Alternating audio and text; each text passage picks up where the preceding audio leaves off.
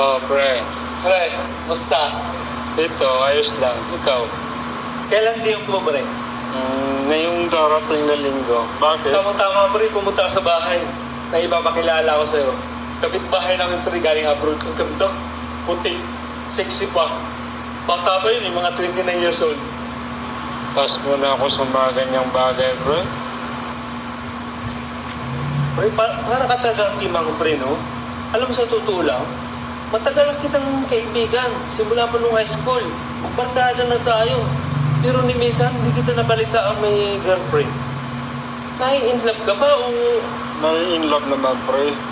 Manhid ka lang, pre. Manhid ka, pre. Hello? Pre.